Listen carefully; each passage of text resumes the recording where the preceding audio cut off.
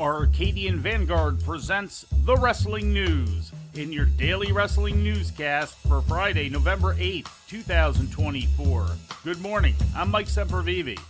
We begin today with ratings news regarding Wednesday night's head-to-head between AEW Dynamite and NXT. According to WrestleNomics, NXT won the night with a total audience of 619,000 viewers on the CW compared to 523,000 for Dynamite on TBS. NXT also came out ahead in the 18 to 49-year-old demographic with a rating of .17 compared to Dynamite's demo rating of .16. NXT gained 27,000 viewers compared to last week's viewership in its usual Tuesday night time slot, while Dynamite lost 105,000 viewers compared to last week's episode. TNA Wrestling presented Impact last night on Access TV, featuring matches taped on October 27th at the Wayne State Fieldhouse in Detroit.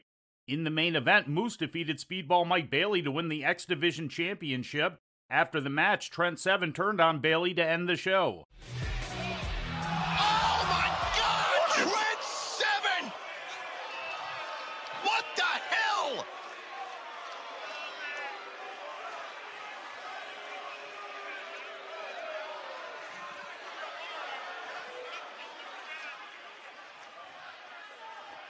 A seven-star lariat!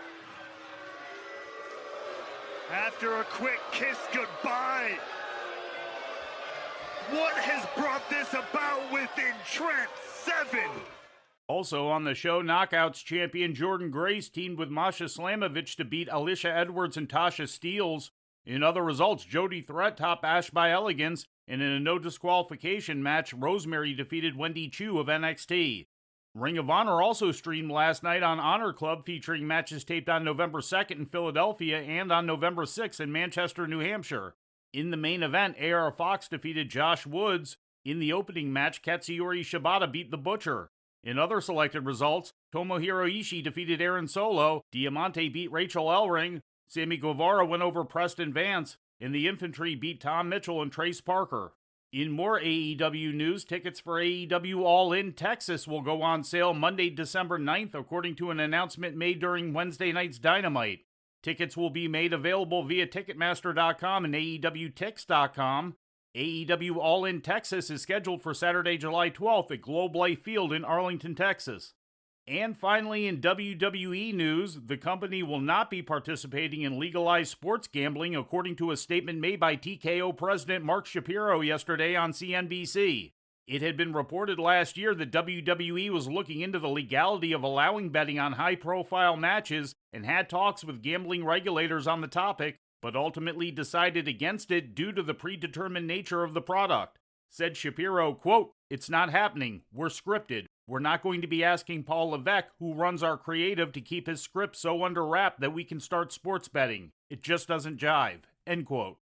And before we leave you today, we'd like to remind you that however you consume your content, you can find the wrestling news 24 hours a day and 7 days a week across social media.